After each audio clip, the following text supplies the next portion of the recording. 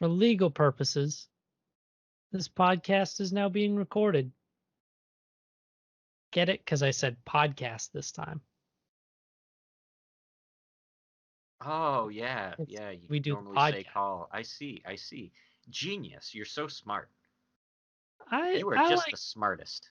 it's I picked up the wizard class and it raised my intelligence, You It are just so made me smart. smarter. You're the smartest guy in the world. I'm the smartest guy in the whole world. Listen, you're the smartest guy in the world. I don't care what anyone says to you. If people call you not smart, they're dummies. Hey Dallon, Hey, Dale on. I picked up this new game the other day. It's called EvoQuest 2. We were on our rogues, and then we switched to our druids. What? We are referencing a video that very few people have probably seen. Yeah, but it's dang hilarious and they should totally watch it. I don't even remember the title of it. It's like Ventrilo trolling. That's really It's going back when you think about Ventrilo. it's like Ventrilo is like that feels like a lifetime ago. It feels weird just to think of any other voice chat software you had to use before Discord, because Discord is the thing now. But there was a time when you had to like go and manually search for all these servers. And you had to pay for a server for Ventrilo. Yeah. You'd have And one for like your guild in World of Warcraft or something. it's all I had to do was go onto YouTube and type in Ventrilo, Ventrilo. There's so many. You got Leather Belt Original, you got Arnold, you got The Ring, and down there you I'll got still always remember the classic, the one where it's this WoW guild doing a raid, and the kid's family comes in and starts a fight with him, and he's just screaming at his parents who are like, "You were supposed to be oh up tomorrow for this. We're gonna take that computer away from him," and he's just like, "Mom, please." I think that one's Peggy Forever. I don't know. I don't think that doesn't sound like that's the title. I don't I know. think I think the original thing was Kid Freaks Out on WoW just because it was the only one, but then a ton of people have freaked out on WoW over time. Yeah, It's different from the probably. fake one that was on the one where the kid shoves the remote up his butt. That was a Yeah, yeah, that was a fake one because that was on what's that oh, Tosh. That was on yeah. Tosh. Daniel Tosh, Tosh Yeah. Point oh, entering its last season, if Is it it? hasn't already. I'm pretty sure that has ended. And if not, then why? I know it made it a lot farther than I thought it would. Speaking of things that made it a lot farther than we thought they would, This podcast. yeah, this is the protagonist seat. I'm Alex. That's Ian. We talk about Yo, anime here, and we've been doing that for quite a while now. I think we're at like 111 videos. yeah, we're almost at the 2 year mark. That's coming up this November? Uh, actually, that's coming up in October. No. Yeah, that's right. Because we started with that fall season. Yeah, so exciting Yay. times. But Look what at do how we do much we've here? grown in that short period of time. We went from no people to like 32. We did it, guys. We did it. Come on, we need about 28 more for our sub goal. We need about 69K more. Yeah, come on, guys. Um, but what do we do on this podcast? We talk about We seasonal anime. approximately 5 shows. Yes, and the first one we talk about is The God of High School. Yes, it is the fight show with the good fight. Speaking of fights, this episode is basically one big massive fight, and it's a fight between Jin and the other guy who uses Taekwondo, and then a fight between a bunch of people.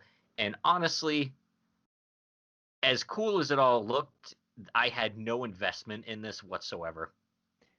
There was a lot going on with like This would have been, this felt like it was the conclusion to a long running shonen arc that felt like it built up to this. But we get this dude's backstory the first second we meet him, why he's fighting. Like in this episode, we've only known him for 2 episodes that's fighting Jin. Then we get the main bad guy to show up, and then we get a guy who we've never seen before show up, start trying to stop the giant sword from falling out of the sky. It's so much stuff thrown at you, like, and the music's all pumped up, and I have no investment. yeah, the pacing, like that's the thing that really kind of they tried to do too much. They If I tried to knew do who these too people much. were and I got proper setup leading up to this, like imagine if we didn't waste time on all those people that got thrown away in the first half and never seen again, and we met this dude at the beginning and he was also rising up the ladder with them, and then we've built up to this confrontation instead of 2 episodes Yeah.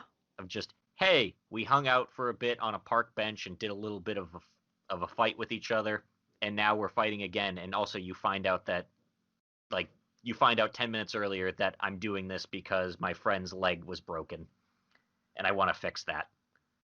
Yeah. They they the animation and the visual aspect, it's nice. They did a good job. But the emotional aspect and the character building aspect really kind of falls flat. Because this dude, the bad guy, finally reveals himself. We've seen the cult, and the cult's trying to bring down this giant sword, I'm assuming to destroy all of Seoul. And I Mujin Park guess. tries to stop it with his cross because he's a good Christian boy and uses his cross to protect everybody. It's not how it is, but yeah, it's just that's his symbol. And then this drunk dude who we haven't really seen before shows up, and then he starts doing a bunch of weird dancing and chanting and spells to try to stop the giant sword, but I don't know who this guy is. You know who he is? Cuz it I looks it remembered. looks cool, but it just, I know he's one of the six, but Yeah, it he doesn't even like show up in the background of a scene. The only previous time this guy has shown up was with his own title card. That's it. yeah. And then we see him stopping, and again it's cool looking, but there's no investment in it. It's just, oh, that's cool. I had actually forgotten about the 6 until Yeah, don't just forget, now, remember that Jin was trained by one of the six and they skipped that. and then it comes up once. Yeah, Like he uses that training once. it is. He uses it twice. Once he fucks up, but it's a Oh low yeah. stakes match, so it doesn't matter. And then the second time, he actually does it right. Yep. And he Jin also uh I guess steals other people's fighting styles too. Cuz he during his fight uses The the the swordless slash. Yeah, which is way better than the sword slash. Yes. Although hopefully not anymore cuz she's got a literal legendary weapon. Yeah, she's got. I think it's called Feng Shun. It's Lu Bu's weapon. Yep, Lu Bu Feng Shun. But And and he also yeah. uses Days Karate, Yep, like he Black uses Tortoise, the first kata, which is and neat. like But I don't know. That's that's my it. thing with this show is, imagine if we spend any time on the rest of these characters instead of all the people we developed that are gone now that didn't matter.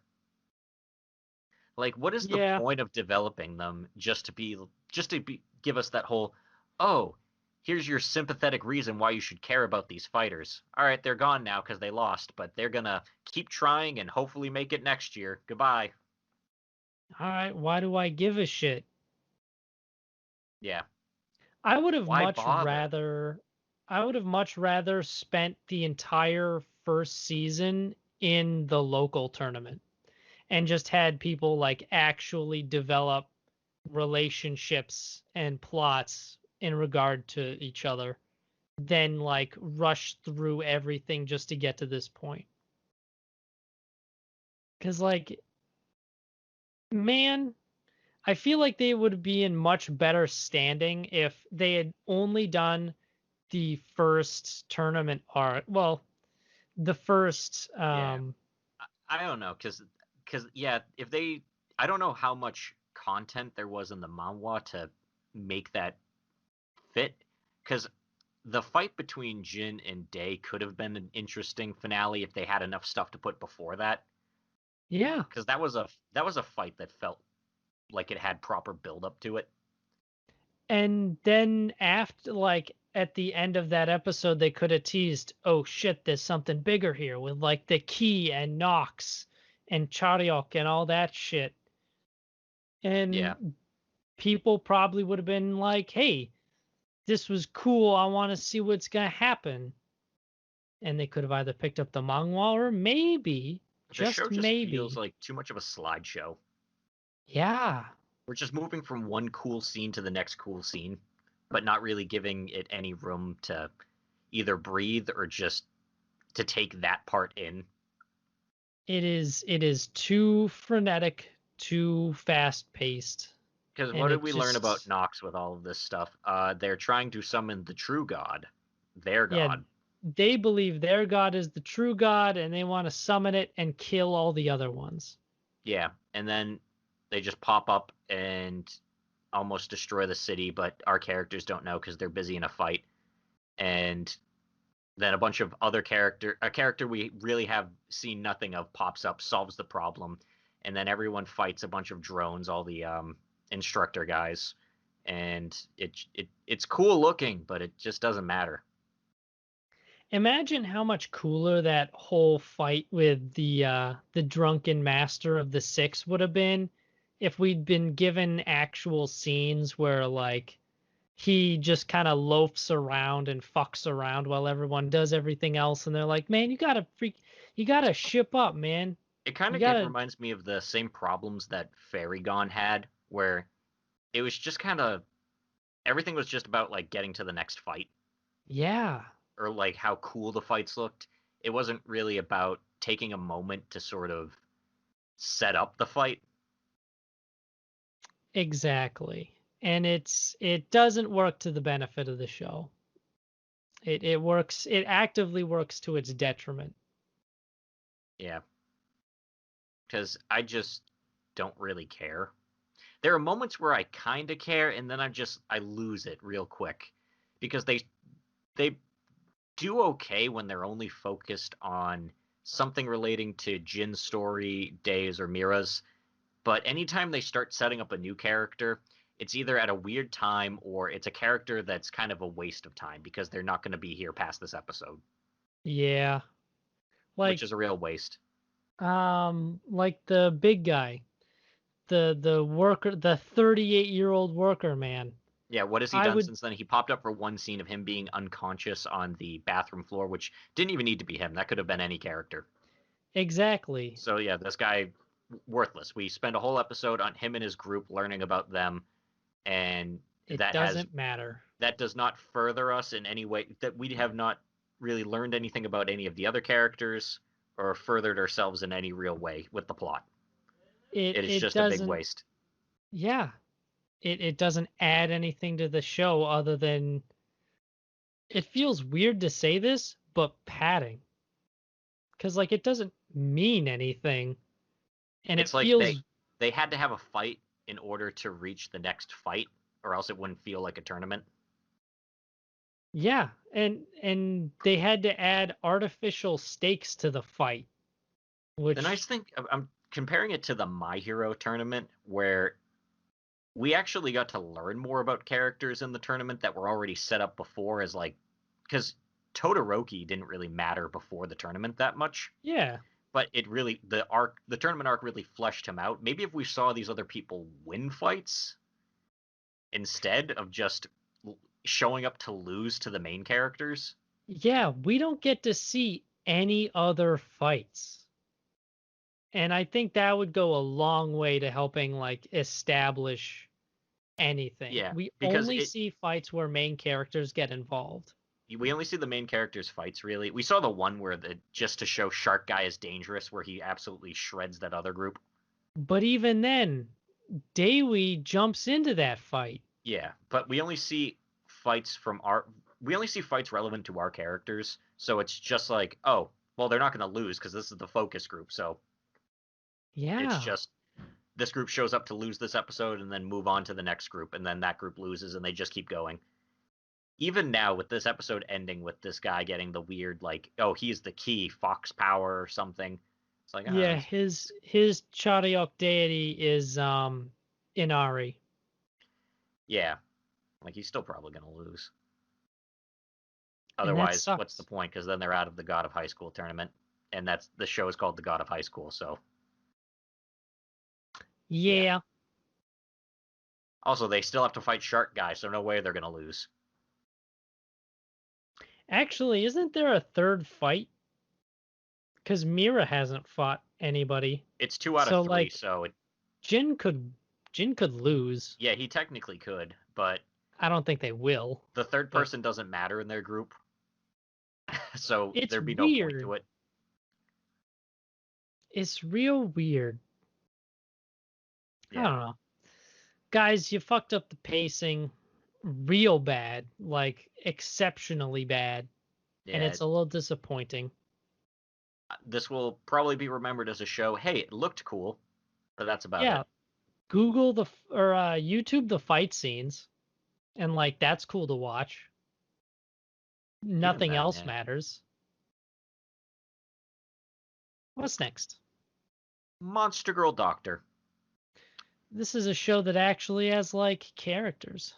It does. Although this week I was kind of like whatever, just because there wasn't anything exceptionally like lewd or funny about what was going on. It was Nah, just, hey, this Cyclops girl has low self-esteem and she has she big has boobs. super low self-esteem.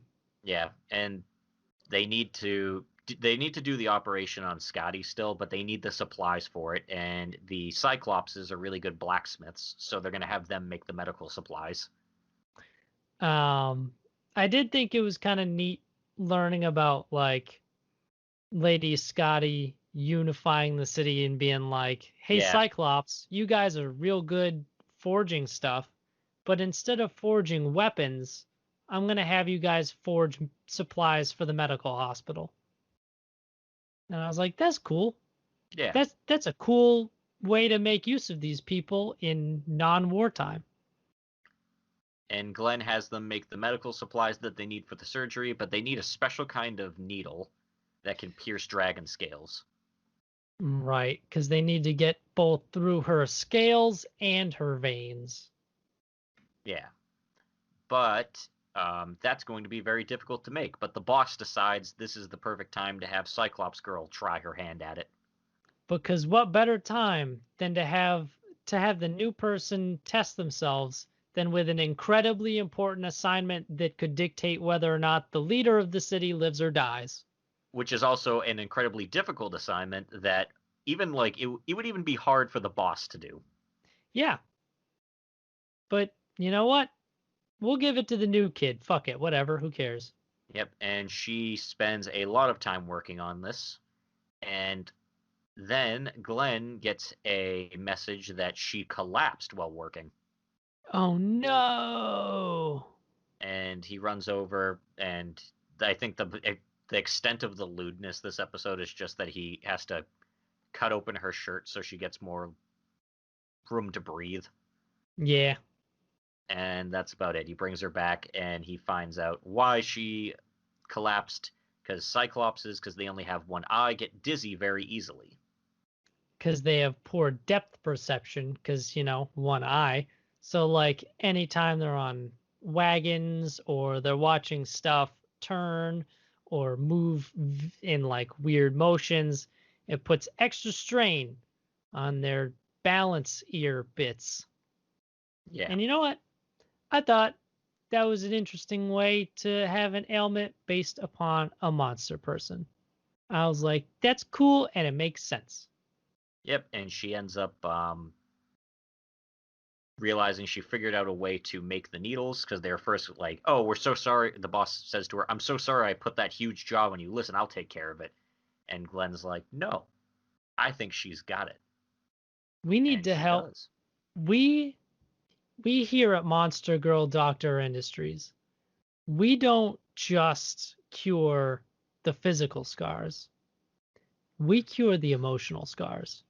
Yep, and they figured out that they're essentially going to run the needle through a spinner, like a wire, while it's hot, and then just cut it after, I guess. Like Basically it's a what they thread. have basically what they have is they have this steel wire that they run through a spinner that pulls it through a crucible, and then it gets pounded into like flat needle form, and then they can cut sections of it. And like that's also pretty clever. Yeah. But the reason she collapsed was because she was staring at the spinner too long. Yep. She was actually fine the whole time. And then everything works out. That's the episode. Yep. I do like how she just I gotta give Cyclops Girl's VA mad props. She speaks in huge, quick run-on sentences for like extended periods. And I'm Yeah. like, shit, that is not easy. Because to do that without fumbling over words or like stopping to take a breath, that's hard. So you know Yeah. what? Kudos to her for being able to talk super fast for a super long time.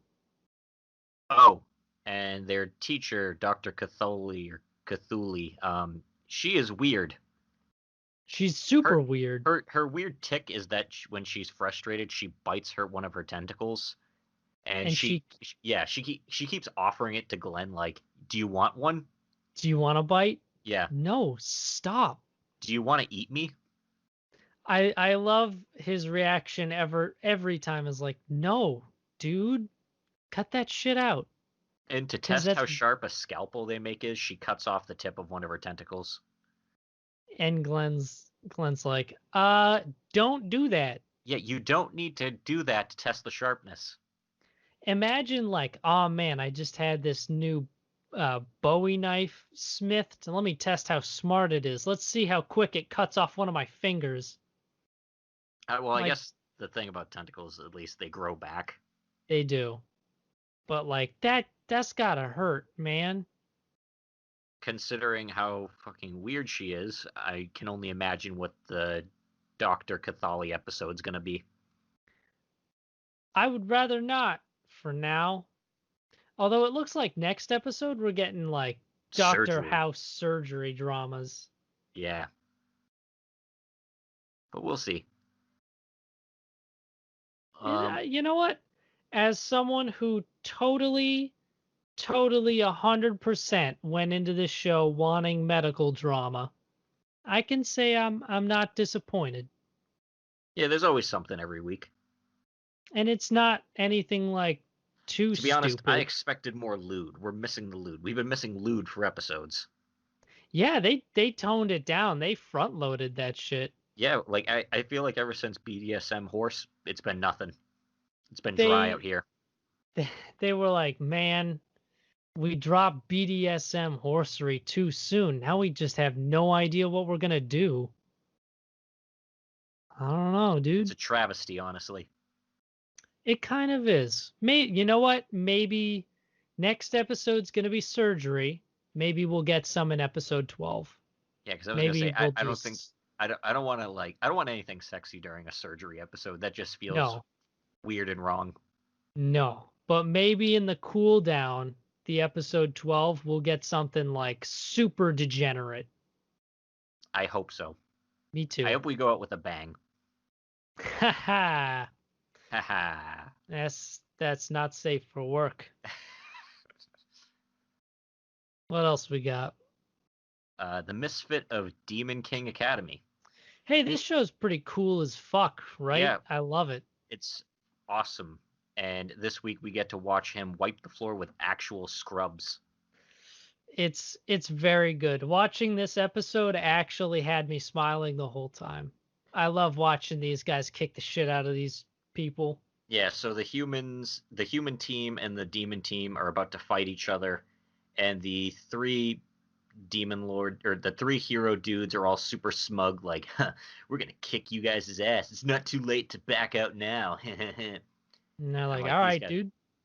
and they have a super huge barrier put up, which basically makes it so none of their attacks can go through it. So Why don't you Anos is come like, fight us in our magical draining barrier that you can't fight back in? Oh, whoa, gonna stay out there, pussy. so Anos realized. Oh, and they also have some girl with a sword that can just cut through their magic. Yes, it was not the girl that I thought it was Yeah, I thought earlier. it was too, but nope, it wasn't. It's a different one. And she doesn't speak. Because I think she's well, we basically established that she's pretty much kind of a robot, but we'll get to that. Yeah, or like a homunculus or something. Yeah, But she ain't a yeah, full person. they end up. So Anos and Misha teleport inside the barrier, and he has her set up a fortress so they can sort of dispel it. And then Anos, they all try to basically attack Anos at once, and they have him bound with these chains, and he's just like, "All right, here I go," and he just zaps them and sends them all flying.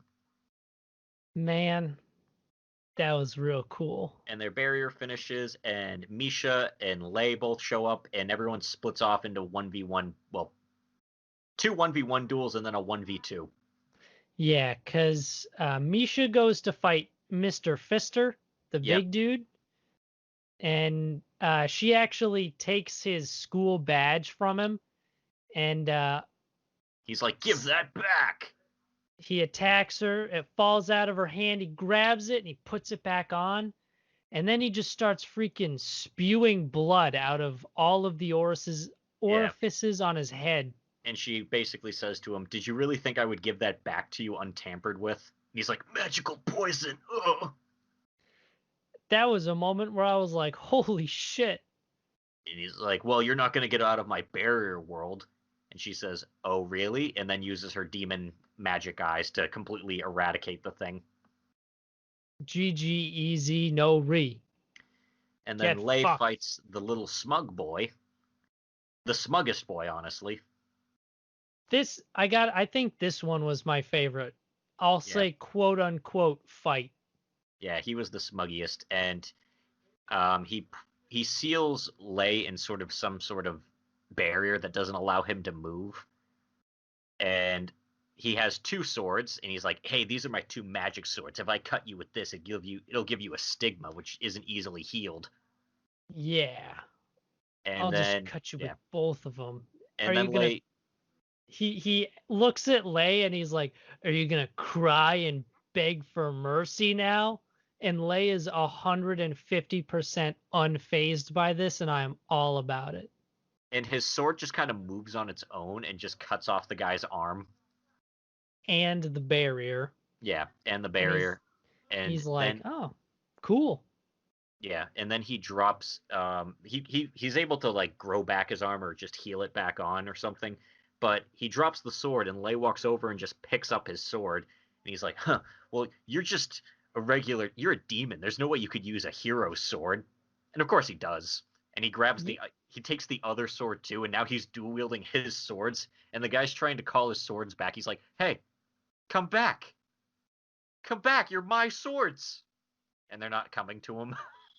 And Lei is just like, "Well, looks like some dumb motherfucker put all his eggs in one basket that didn't work." He's like, And guess I'm gonna then have to give you a stigma. And he's like, wait, this is just a trial exam. You wouldn't actually do that.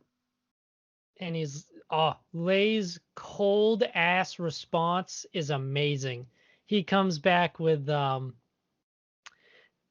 this is just a test, so a stigma is the best thing you could get away with.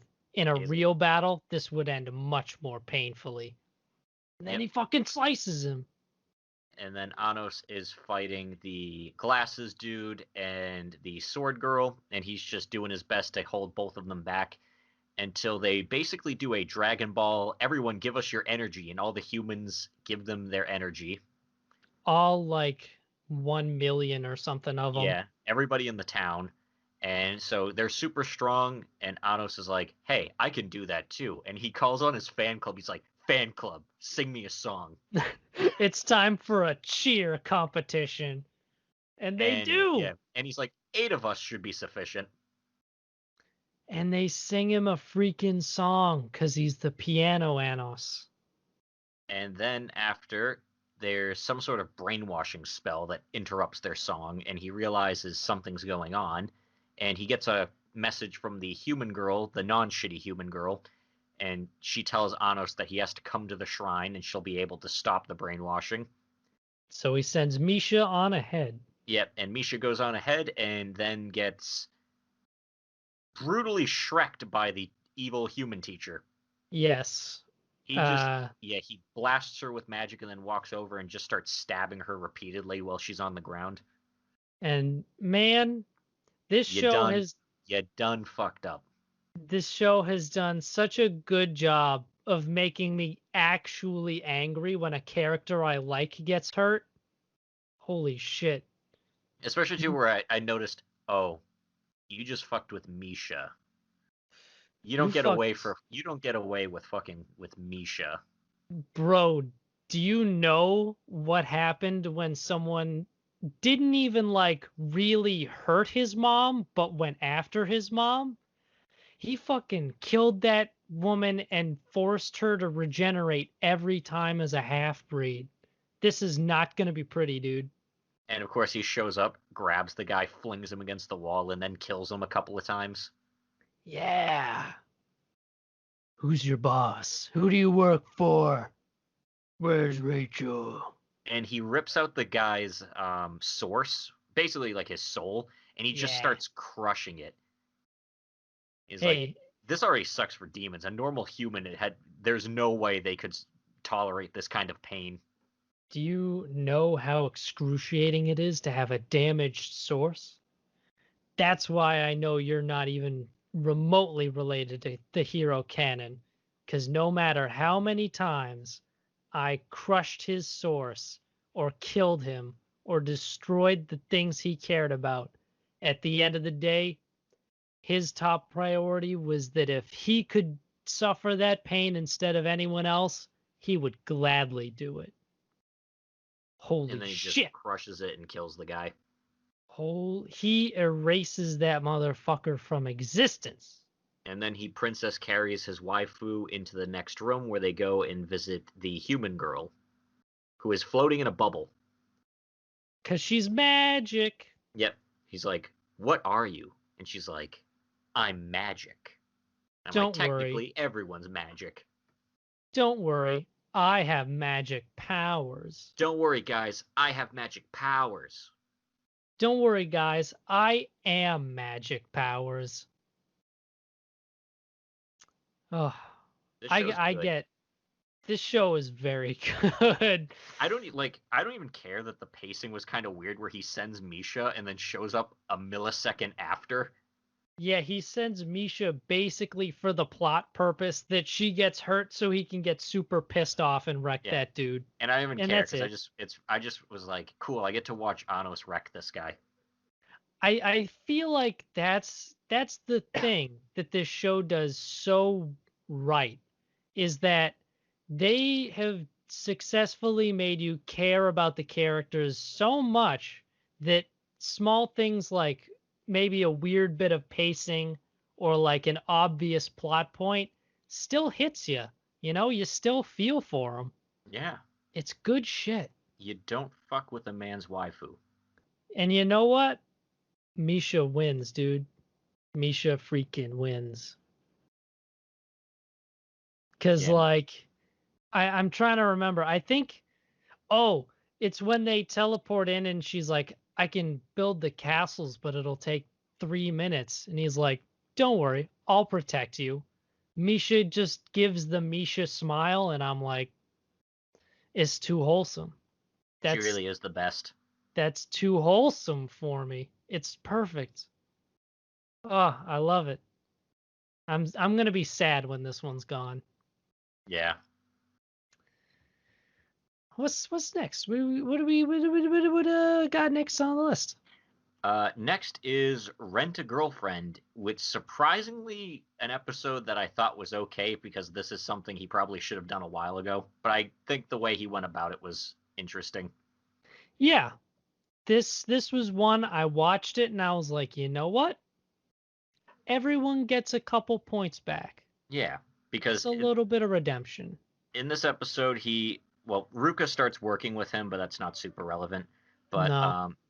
he realizes that he sees some of his other friends, and they mention that still no one has seen Bucktooth guy. No one's seen Bucky in a while.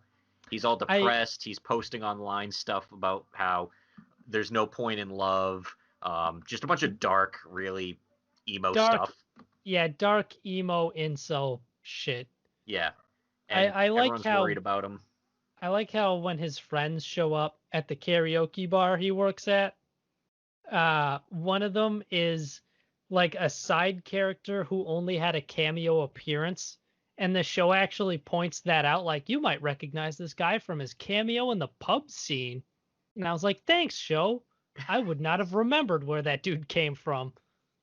Yeah, but so he decides he wants to do something to help him out, and he's like, man, I can't let this guy just grow up to become an incel.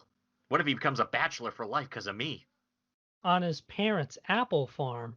Yeah. So he's worried about him, so he actually goes and requests that Chizuru go on a date with him. Yep. Yeah, he rents her for him. And Hey, I so need you to do me a favor, and I need you to let me pay you for a date for my friend. and he's waiting at the train station. He's like, "Man, where is he? You know what? I don't care anymore. I'm just going to go home. This was a stupid waste of time." And then Chizuru shows up. And she's like, hey, are you ready for your date? I don't And know this area, so I got yeah, lost. at first he's kind of really thrown off because why is my friend's girlfriend here asking me about our date?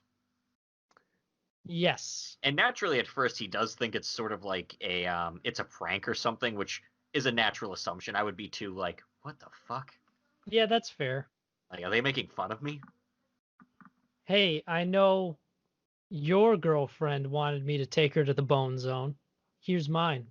Yeah, but they end up We'll trade, bro. he Whatever. actually wants to leave at one point too when they bought tickets to the amusement park, but she's like, "Oh, but I just bought tickets. I guess I'll go by myself." And then he's like, "Oh, well, I can't let her go by herself. What kind of man would I be then?" That's just sad. So they go, and he actually has a pretty good time, and he realizes what Kazuya was trying to do for him. Because And she does tell him at one point that she's his rental girlfriend, and he looks it up and he's like, what the? yep, She is a rental girlfriend. We were goofing each other. and Kazuya's kind of stalking them while they're on the date, and she goes to the bathroom to give them some time together to talk, and they both have just a good friendship moment where they explain, like, hey, we were both bamboozling each other. We're just two virgin dudes who are kind of sad and lonely. And they both feel better because they have someone else to bond with over it. Yeah. And then he leaves just so they can still go on the rest of their date together. And he kind of notices something because I think he notices that Chizuru kind of likes Kazuya Yeah. because he asks her, like, "Hey, would you ever date a client?" And she's very weird about answering the question. She's like, who could say, really?" We who can see the future? Who I don't know. Yeah, so I think Bucky he's gonna know. Yeah. Which I'm glad they fixed their friendship, although that's gonna be weird when he finds out, like, hey, wait, your girlfriend is Ruka? Yeah, my real girlfriend is Ruka, but I'm, Don't you know, worry, I treat her like shit. It's fine. yeah, I treat her like shit at literally every opportunity.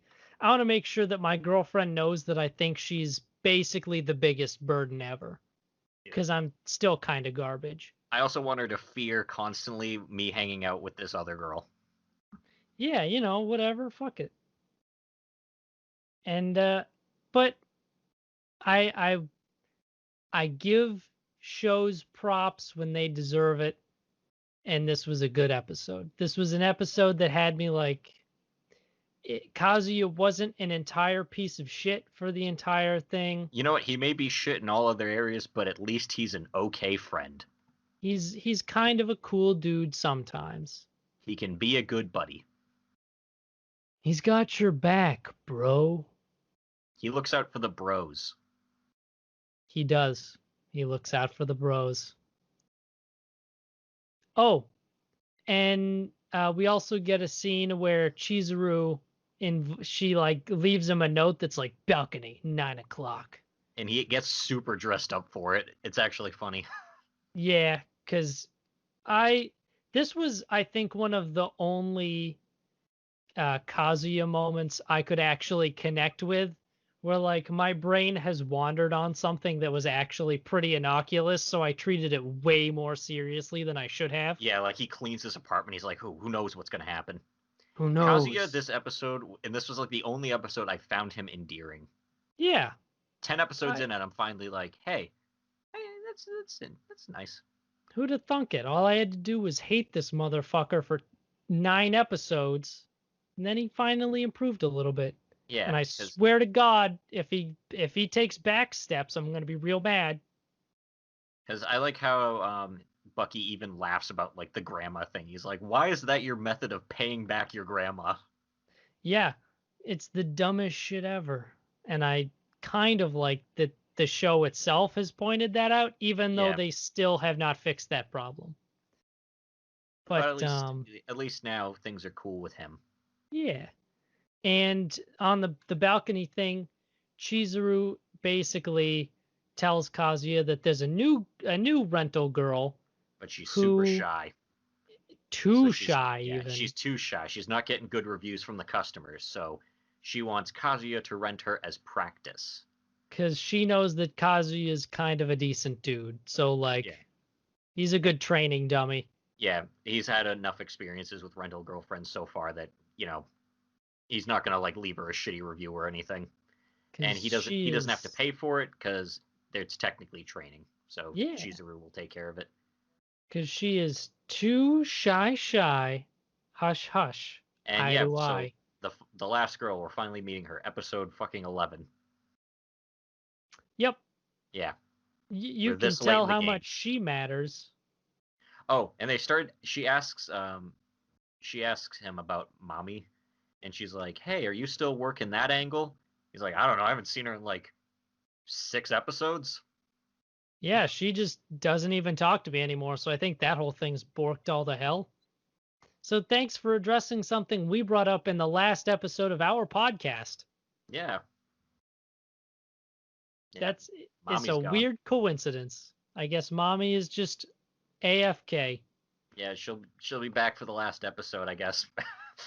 She'll come back for the last episode where she goes like super yandere and just kills everyone. Probably, but She's got that evil face going on. What's last, but certainly not least? Fire Force. This was a really nice setup episode. Yeah, So I think I really like Joker. me too. So we find out in this episode that, of course, as expected, and as Dr. Licht basically expected, everything they found out on the peninsula cannot be released to the public. Turns out people who have built their lives around this one religion would not react well to finding out that that religion is entirely fake. Yep. And of course, yeah, they're saying it's going to take like 3 years to ease that information to the public. Uh, And Shinra's like, what? How could this be? And Dr. Licht's in the background in his own mental monologue going, yeah, of course they wouldn't. yeah, because he's Dr. Licht. He knows how it goes. And it turns out Dr. Licht and Joker are both obsessed with finding the truth. My prediction was right. Dr. Licht and Joker are aligned against the church, not necessarily against anyone else. Yeah, they're aligned against the church and probably Haijima. Yes, because they's all in cahoots. Yeah, so they ended up so Dr. Licht's just kind of going around sort of explaining the situation in his own head, I think mostly for the viewer. But Yeah. Joker actually goes and meets with Benimaru. Yes, because Joker knows. I think Dr. Licht sends him that way. I think Yeah, he sends him that way, but it's a scene that we don't get that contact scene yeah, because between. Benimaru is a proto-nationalist, meaning he follows the old religion, so he doesn't really like the church, and the church doesn't like him. Yes. Yeah, So he and is easy to turn. so they end up. Joker ends up meeting with him and is like, "Hey, we should totally bust into the church." And Benny Maro's like, "You're shady as fuck. Why should I believe you? And he's like, "You're shady as fuck, but I'll do it because you're shady as fuck." I want to keep my eye on you, Buster Brown." And they're And at he does. I think the scene where I decided I really like Joker was when they're on the roof looking over the building, kind of, and he sort of asks him why he's doing this, and he's like, "For my just cause. My just cause is to find the truth, I will sacrifice my morals and the my safety of dignity, those everything around us for the truth." just for the truth. But yeah, they're looking at the building, and he goes, "All right, well, let's climb down and go there." And he's like, "Wait, then why did we climb up here?" He's like, "Heroes have to look down at stuff." Yeah, I thought that was people expect dark heroes to look down on things. I also That kind of like is, that has how he views himself as a dark hero. It's kind of a neat contrast to Shinra's whole hero thing, yeah. and he refers to himself as a dark hero. This dude walks around like he's Batman and looks at himself like he's Batman and also talks about himself like he's Batman. It's great. And so we get a look in the church, and they're all it's the high priest guy with the monks, and they talk about the reason, for some reason to each other, the reason that the church needs to exist. And then they say, "What are we gonna do about those people in?" I think the place they're from is called Akusaka or something. Yeah. It's like, "What are we gonna do about those heretics?" It's like, "Well, we're trying not to make any moves because we really don't want to piss off Benimaru Shinman." Yeah, that dude is scary as fuck. And then one dude runs and he goes like, "We're being attacked by Benimaru Shinman." Yet another instance of excellent comedic timing and writing. And then he shows up, just starts beating the fuck out of the monks, and they're like, "Look, it's Benimaru Shinman." He's like, "No, it's Shinman Benimaru." This this scene is great. I also like watching Joker fight things. That's cool because he uses like flaming playing cards. And then I just actually noticed now that they do the name order in the Western way instead of last name first, uh, first name second. Oh shit, you're right. Yeah, And because that's no one calls Shinra like Shinra Kusakabe. They don't call him Kusakabe Shinra. yeah. So yeah, Oh, that's they dope. yeah, so and that's why he's mad because he's, traditional Japanese. So he it would be his surname first. And I I thought that was like an that. interesting touch, and I just noticed that too. I'm like, oh yeah, everyone does first name last name. That's something I didn't even think about. That's real cool. I like that. That's a nice touch. Yeah, that's why I thought that scene was cool where he corrected them. I was like, oh, they do it in reverse. Interesting. That's neat. I like the that's details like that. That's good world building right there. Yeah. And then they show up all the monks and they just kick the shit out of them. Like Joker runs by with his card and just kind of like takes him out. And they all try to dogpile on Benimaru, but he just, fire explosions. This dude can kill a demon by himself, so these guys are nothing to him. Yeah.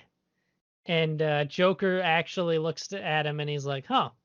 These guys are actually the elite guard. So like this is pretty impressive what we're doing here right now. It's like, yeah, we just decided to go in through the front door because who's gonna stop us?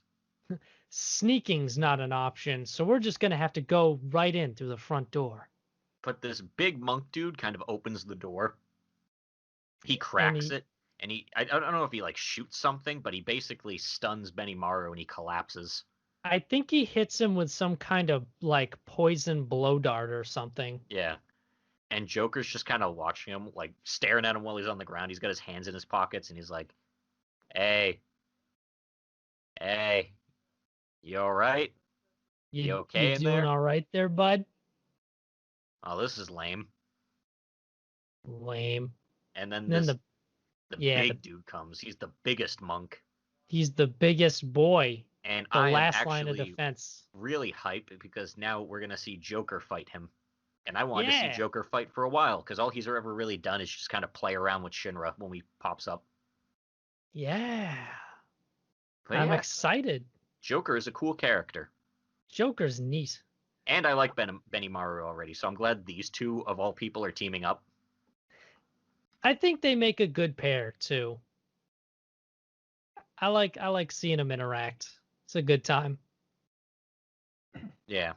I hope Benimaru doesn't get fucked. I hope he gets back up. Me too. Because otherwise, the seventh is screwed. If Benny Maru goes down for the count, that's it.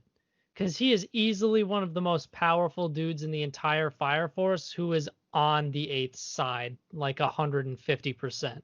Yeah, I think he's the most powerful of the good guys that we've seen. Yes. Because I kind of want to Because see him stack up against like the evangelists, just because all the powerhouses we've seen are on that side. yay. But next week we get a cool Joker fight scene. So get hyped for that, scrubs. Yeah, get hype. And that's it. That's the last one. That is it. This is it. This is it. Overall, this was an all right week. It had some real cool highs, some pretty kind of There weren't really any meh for the lows. rest of it. I Yeah, guess the lows were the God of High School, and I'd say honestly, Monster Girl Doctor this week. yeah. Surprisingly, Rent a Girlfriend was a high this week. I know. I didn't It's expect normally that. it's normally always at the bottom. You did an okay one this week, RG. You did okay. You did good, kid. If you want to listen to us continue to follow along with Rental Girlfriend or like shows that we actually really like God of High School and fuck, the Yeah, no, Misfit not of that one. Demon. No, it's because it's right below Misfit of Demon Academy on my queue. Oh, If you want to follow us following shows that we actually like Misfit of Demon King Academy and Fire Force, which looking at my queue is right below the God of High School. Now that I think about it, subscribe on whatever medium you're listening to us on. We are preferably on YouTube YouTube. because we base a lot of our estimation for our numbers off of that. If it looks Yeah, good on there, we're assuming it looks good because I don't think Libsyn gives us a great easy look at it. it's weird because of how people look or how people consume podcasts is kind of weird. Like a lot of people will wait a couple weeks and then just download a couple episodes all at once to listen to. Yeah, And it makes it a little difficult to judge like exact uh listenership sometimes. But that's true. Yeah.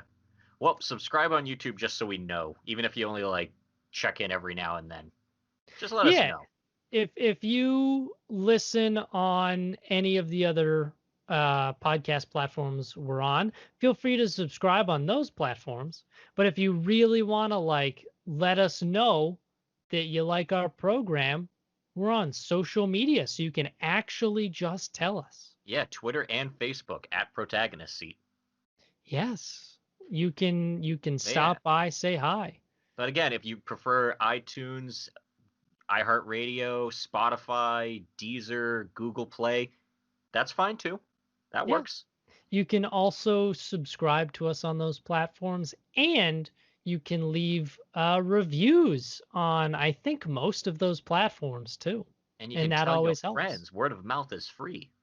Word of mouth there are a lot of free ways to support your favorite anime podcast. And if you do keep an eye out for YouTube, you can actually see that we had a special episode where we talked about the Goblin Slayer movie, Goblin's Crown, with our friend Joe from Amori.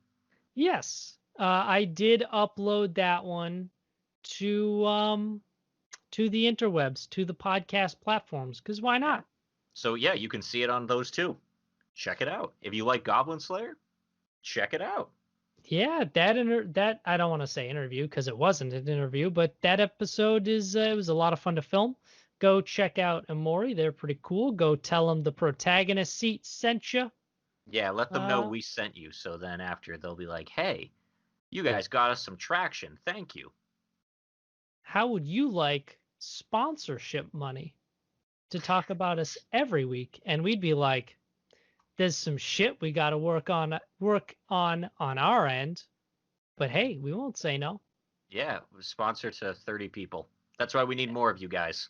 Yeah, spread it around. We Spread also that have a butter. sub goal, which I don't think we will reach, but if 28 more of you guys subscribe, then we will do another watch party. Another being the anime. Yes, that is another reason, even if you don't listen to us on YouTube, to subscribe to us on YouTube. Yeah, it is Because if purely we, a YouTube sub goal. yep, and we'll probably drop those deets on like an episode. I definitely know we'll drop the deets of that or whatever on our social media, which gives you even more incentive to follow us on social media. There's a lot of incentives. Look at us, just handing out incentives. We're just handing them out on the street. These little flyers with our faces on them. Excuse me. Excuse me, here's your incentive. I was thinking, because I got like a fucking tablet here to just give us little avatars I could put up. Hey, I wouldn't say no. They're gonna I be think that's a shitty. I hey, I think that's a fun idea. I And will capture your eventually goatee as best as possible. eventually artists who like actually draw stuff can do them better. Yeah, and then I can be like, well, there goes my napkin drawing. Goodbye. Goodbye forever. Goodbye forever Give a into little the kiss. annals of history. That'd be cool.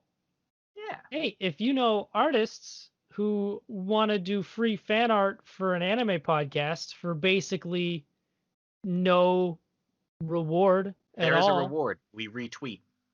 that's true. We do retweet. You get a retweet to our 6 followers. Yes. Yes, you do. But I believe that's everything. Stay Yeah. tuned for a lot more Weebly fun. We've said what we need to say. Said what we Said what need we to need to say. say. Okay, goodbye.